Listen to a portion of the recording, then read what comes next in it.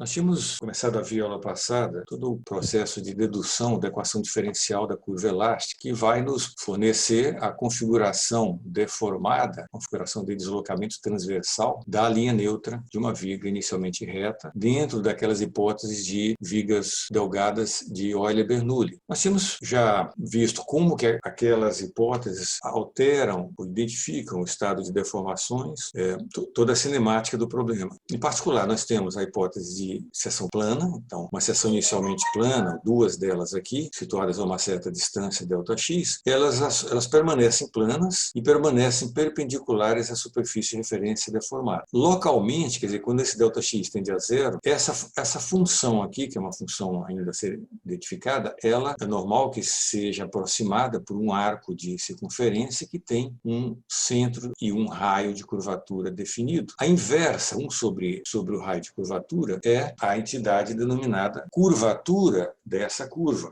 dessa função nessa coordenada ali. Então, as coisas vão, do ponto de vista cinemático, progredindo. Nós tínhamos relacionado a deformação sofrida por um elemento de comprimento diferencial situado numa cota arbitrária y.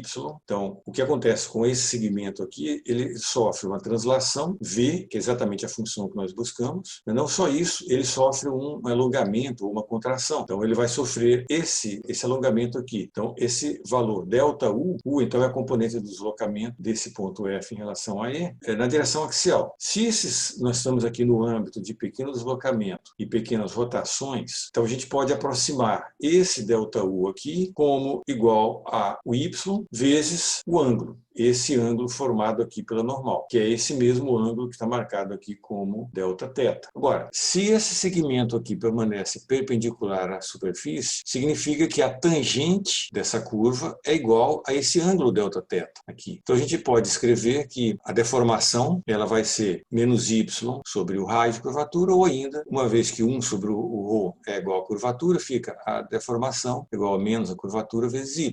Com essa relação, essa relação ela já mostra a variação linear da deformação ao longo da altura da seção, aquela coisa que é uma característica intrínseca dessa teoria de Euler-Bernoulli, que é uma consequência direta de considerar que a seção permanece plana. Quando nós temos isso aqui, se a gente considera que essa curvatura depende apenas da posição x ao longo da linha neutra. Então, daqui a gente pode passar para as outras equações gerais da mecânica dos sólidos. Uma delas é a relação constitutiva. No caso unidimensional, fica simplesmente isso. Então, se a gente iguala essa expressão a essa, nós vamos ter uma relação, aliás, se a gente elimina entre essas duas aqui, a gente elimina a tensão aqui, nós vamos ter uma relação entre deformação e esforços. O esforço na seção. Então, isso aqui, novamente, é uma constante para um dado x, uma constante na seção, vezes y. Agora, se a gente iguala essa expressão ali, nós vamos ter uma associação da curvatura com o esforço de momento, e ainda material e geometria da seção. Existe agora um outro resultado colateral que eu não estou mostrando aqui, mas está no texto impresso, quer dizer, numa primeira descrição a gente pode tomar isso aqui como algo conhecido. A dedução disso, na realidade, nem se refere à mecânica dos sólidos, se refere à geometria diferencial. Então, se consegue identificar que para pequenos deslocamentos, para pequenas funções, valor de função disso aqui, a curvatura de uma curva, ela pode ser aproximada como a segunda derivada da função, no caso, do deslocamento transversal. Então, partindo disso, a gente pode substituir ali e obter uma relação da deformação dessa forma, y e a segunda derivada de v. Com a lei de Hooke, nós temos uma expressão para a tensão, E, Y e a segunda derivada. Agora, se a gente elimina a tensão com a fórmula de flexão, nós passamos a ter uma relação agora sem tensão, sem deformação, que vai ficar dessa maneira aqui. Se eu igualar essa expressão a essa. Eu tenho uma relação direta, veja, entre deslocamento transversal e esforço numa certa coordenada. Essa aqui é a famosa equação diferencial da linha elástica, que define a linha elástica da viga, no âmbito da teoria de Euler-Bernoulli. Bom, vamos juntar com outras equações que nós já tínhamos deduzido antes, a representação do equilíbrio de forma diferencial em termos dos esforços, equilíbrio dos esforços, né, da viga. São essas duas relações, espero que vocês lembrem disso, que é inclusive aquilo que a gente usa para checar os diagramas de esforços que nós obtemos usando o método das seções. Você lembra, o procedimento que nós vimos era usa o método das seções no problema isostático, encontra as equações dos esforços de cada trecho e depois verifica se essas equações são coerentes. Então você tem que encontrar uma função de momento cuja derivada coincide exatamente com a equação do menos cortante. E da mesma forma, a derivada do cortante tem que ser igual a menos a carga distribuída transversal. Lembra que esse PY ele é arbitrado como positivo se ele estiver no sentido positivo do eixo transversal Y. Então, essas duas são as equações diferenciais de equilíbrio em termos de esforço da viga. Bom, então agora nós temos, isso aqui envolve apenas esforços, né, e carregamento, isso aqui faz uma ponte entre esforço e cinemática. Aqui é a primeira vez que está entrando cinemática, deslocamentos, etc. Tudo que vocês viram até esse momento envolvia apenas forças ou esforços ou tensões, etc. Agora é a primeira vez que nós incorporamos equações cinemáticas no equacionamento. Então a gente pode converter isso aqui em alguns outros formatos que podem ser adequados numa situação ou noutra. Se nós derivamos essa equação aqui, esquerda e direita. Se nós derivamos aqui a esquerda, vai aparecer isso aqui, derivada de tudo isso, é igual à derivada do momento. Só que quem é a derivada do momento? Menos o cortante. Então a gente pode escrever que menos o cortante é essa derivada disso aqui tudo. Se a gente abre isso, podemos abrir, porque eventualmente você pode ter uma seção transversal variável, de maneira contínua. Então isso ficaria a derivada, aquela coisa, a derivada do produto, né? A derivada do primeiro termo vezes o segundo, o primeiro, tá? Aí surge a terceira derivada do deslocamento aqui. Se a gente deriva agora de novo esse cortante, o que é a derivada de menos o cortante?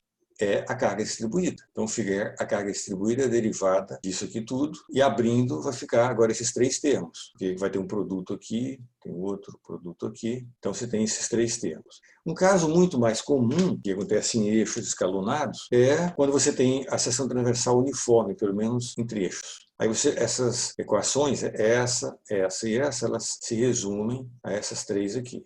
Então, você vê que nós temos aqui um sistema de três equações diferenciais. Nós vamos ver depois, nos exemplos, a maneira de usar isso aqui, nós vamos escolher. Agora, antes da gente começar com mais outras coisas, vamos voltar a uma dedução, vamos fazer o que eu chamo de dedução curta, dessas mesmas equações aqui.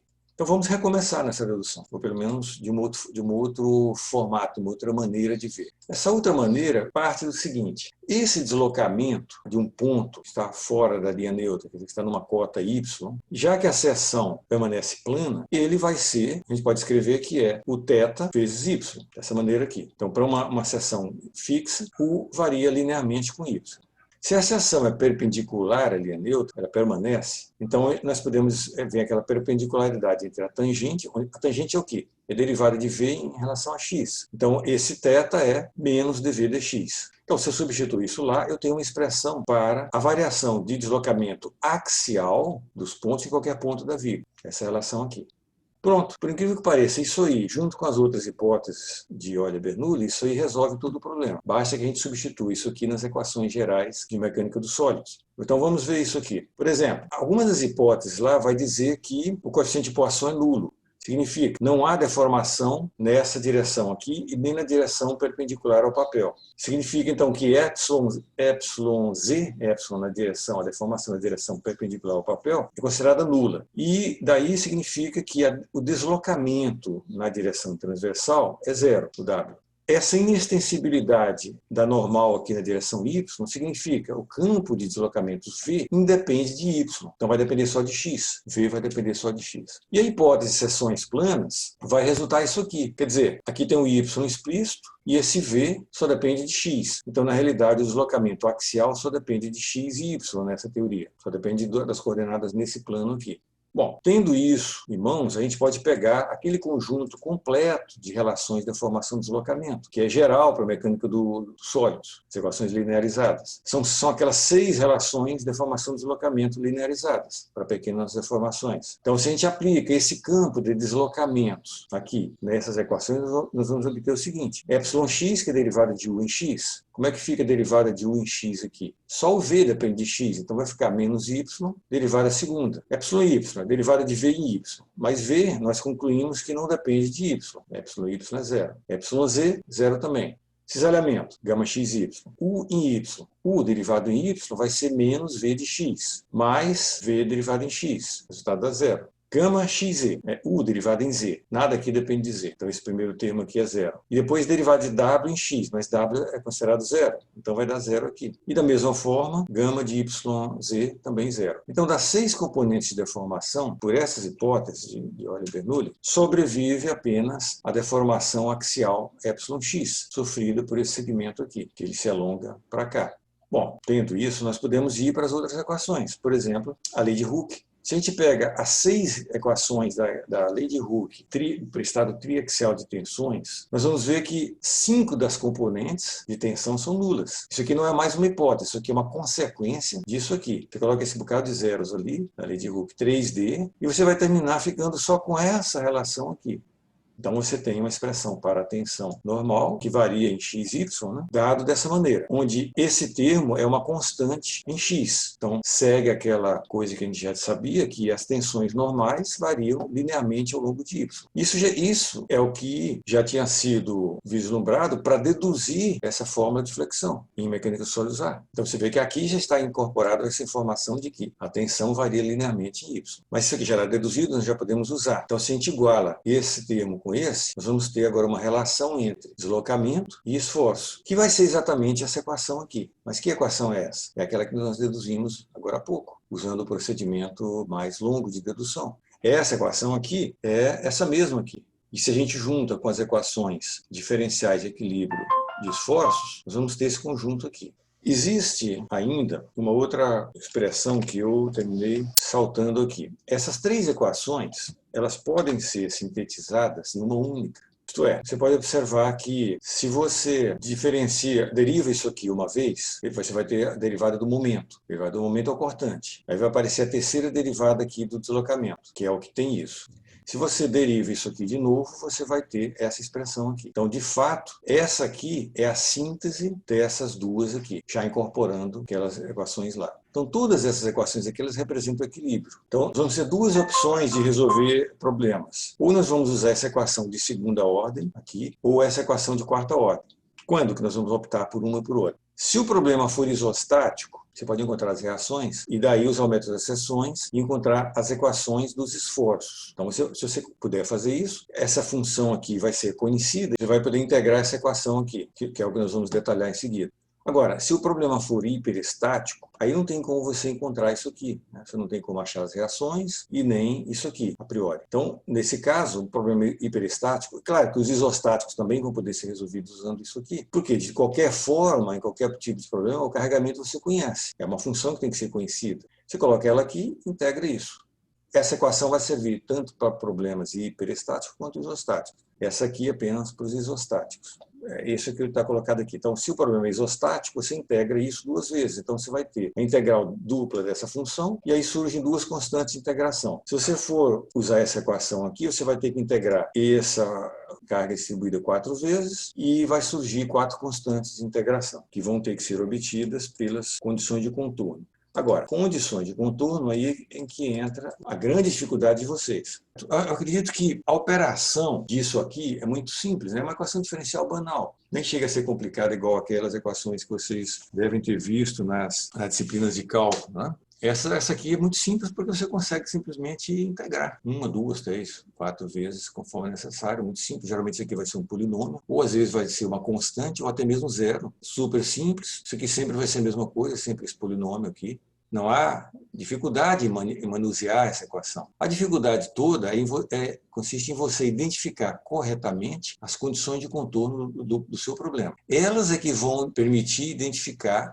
essas constantes aqui, o que significa que se você identificar incorretamente as condições de contorno, aí você vai encontrar constantes que vão gerar a solução correta, digamos, de um outro problema, não do problema que você quer resolver.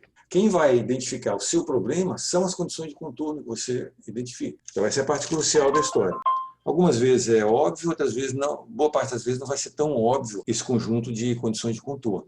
Você vê que você precisa de uma certa quantidade adequada Começa da quantidade, não é qualquer quantidade. Não pode ser nem a menos nem a mais do que a quantidade necessária. Então, por exemplo, se você está usando essa equação, você tem que ter exatamente 4 condições de contorno. Não 3, não 5, etc. E claro, tem que ser condições independentes, não adianta querer enganar aqui o sistema. Então vamos ver os casos mais simples. Então nessa tabela aqui, casos mais comuns, digamos, quando você tem uma extremidade, que nem nesse exemplo aqui, uma extremidade que está num apoio simples que permite a rotação em torno daquele ponto e é um apoio que impede apenas deslocamento transversal. Aqui eu estou tratando apenas do deslocamento transversal, não estou tratando do deslocamento axial. Então, esse apoio ele impede unicamente deslocamento transversal. Então, você vai, qual a condição que você conhece aqui? Que esse deslocamento V, o deslocamento transversal, nessa coordenada x igual a A, tem que ser zero. Isso aqui tem que ser imposto ao sistema de equações diferenciais. Outra coisa que você conhece desse apoio é que o esforço de momento aqui tem que ser zero, já que isso aqui ele está liberado para a rotação ali. Então, é uma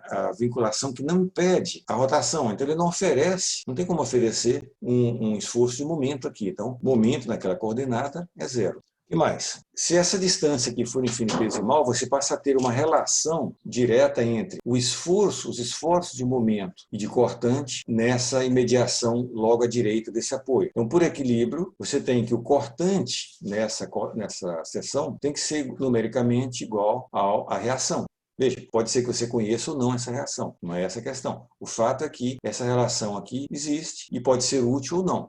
Outra coisa, sobre o valor do ângulo de rotação aqui em torno desse ponto, o ângulo descrito pela rotação da viga, o θ. Isso aí é desconhecido, isso aí vai fazer parte da solução, então você não tem que saber disso a priori. Agora, essas duas coisas aqui você tem que saber a priori para conseguir resolver o problema. Então, vamos para o próximo. Vamos dizer que isso aqui esteja engastado. É uma extremidade aqui engastada, que tem uma coordenada x igual a A. Então, o que você sabe do ponto de vista cinemático? Você sabe que o deslocamento tem que ser zero, você sabe que o ângulo de rotação também tem que ser zero. Pronto, então nesse tipo de apoio você conhece a cinemática inteira. O que você tem agora em termos de força? São coisas que, por equilíbrio, se você faz os elementos das seções, faz um corte aqui próximo do apoio, faz o equilíbrio desse lado esquerdo, você tem que ter um equilíbrio entre o esforço de momento ali e a reação de momento. E o equilíbrio de cortante com a reação de força. Pode ser que você conheça ou não conheça essas reações a priori. Condições de contorno, que são valores prescritos que você tem que impor no sistema, são essas duas aqui. Agora aqui eu já vou começar com algumas dicas de como é que você vai procurar isso aí, como é que vocês vão organizar a mente de vocês. Eu acho que tem uma figurinha interessante aqui, essa figura. Tentei organizar essa coisa. Você pode imaginar na sua mente que existem dois grupos de variáveis. Variáveis cinemáticas, aquelas que dizem respeito a deslocamentos e a rotações, diz respeito ao movimento de uma certa seção ali. E tem um outro grupo de variáveis que diz respeito a forças e momentos, forças externas, internas, etc. De fato, elas são o que se chama de par conjugado termodinâmico. Tanto é que se você multiplica uma pela outra, por exemplo, se eu multiplicar o deslocamento de um ponto pela força associada a ele, você vai ter um trabalho, que é uma entidade termodinâmica.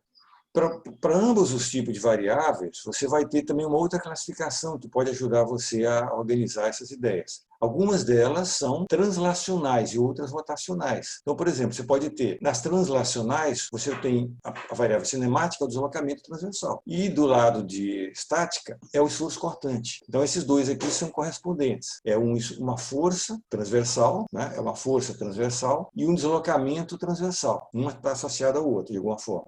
Você pode ter, do lado cinemático, a rotação, por exemplo, da viga em torno de um certo ponto, que é o θ, e associado a ele um certo esforço de momento, que seria esse momento aqui. Então, aí começam algumas regras nessa imposição de condições. Então, por exemplo, se eu conheço uma certa variável cinemática, digamos aqui, esse apoio diz que o deslocamento transversal é zero. Então, eu conheço essa variável cinemática. Vocês podem fazer uma regra dizendo o seguinte, que no momento em que eu conheço essa variável cinemática, eu não sou obrigado, nem adianta eu querer conhecer a variável estática correspondente. Qual é a variável correspondente ao deslocamento? É o cortante. Então, se eu conheço esse deslocamento, o cortante é uma incógnita. Pode ser que eu conheça ou não sou obrigado a conhecer essa reação. Isso aqui poderia estar num problema hiperestático, que eu não saberia isso aqui. Isso aqui eu vou descobrir lá no final dos cálculos. Então, vocês nunca tentem impor as duas entidades, as duas variáveis. Você nunca tenta impor deslocamento e cortante ao mesmo tempo, ou ângulo e momento ao mesmo tempo. Por exemplo, nesse caso aqui, olha, se eu já sei, pensando fisicamente, que esse apoio ele não oferece reação de momento, aliás, é esforço de momento, eu já sei que ele é zero, pronto. Eu esqueço do teto, eu não vou ficar pensando no que vai acontecer com o teto. É um ou é outro, não os dois. Aconteceu a mesma coisa aqui. Ó. Por exemplo, nesse caso, eu tenho o deslocamento é conhecido, significa esqueço o cortante. O ângulo θ de rotação da seção é conhecido, eu não sou obrigado a saber qual é o esforço de momento ali. Ele vai ser uma incógnita, que vai surgir depois. E assim a gente pode continuar para os outros casos típicos. Né? Por exemplo, esse caso C aqui. Esse caso aqui de extremidade livre. Então vamos dizer que a viga está indo para lá. Aqui está a extremidade dela, que é livre, não tem nada aplicado, nem força, nem momento aplicado nessa extremidade. Essa distância aqui é infinitesimal. Então, o que eu sei sobre esse ponto? O deslocamento você não sabe. Aí que está. Se você não sabe o deslocamento, já é uma pista para você. Você é obrigado a saber qual é o cortante. Se eu não conheço, porque eu não tenho como conhecer o ângulo de rotação aqui, então eu já sou obrigado a conhecer o esforço de momento ali. Essa é uma maneira de pensar. Outra maneira é a seguinte, que se isso aqui não tem forças aplicadas, então as tensões nessa extremidade são nulas. Se eu integrar essas tensões, vai dar esforços nulos aqui, certo? Ô, professor. Oi. Professor. Sim. Na prática, o que seria essa viga de extremidade livre? Essa aqui, por exemplo, digamos que esse caso aqui do engaste, ela está engastada aqui e ela pode ter 1 metro de comprimento lá e não tem nada aplicado lá na ponta, na outra ponta. Ah, tá. Claro que ela está com essa extremidade, está livre, mas não quer dizer que a viga toda esteja livre. Você pode ter mais 3, 4 apoios em outros lugares. Essa tabela trata só do que acontece nas imediaçõezinhas aqui de um certo apoio. Não é a viga inteira que está sendo tratada aqui. Entendi. Tá. Obrigado. Vamos ver outro apoio, né? Outro tipo. Esse aqui é um apoio intermediário. Tem uma viga comprida aqui e tem um apoio aqui em algum lugar, intermediário. Veja que tem uma rótula, mas a rótula não está na viga. Ela está fora da viga, ela está do lado. É como se a viga estivesse aqui e a rótula estivesse fora dela. Então, eu não estou dividindo a viga no meio.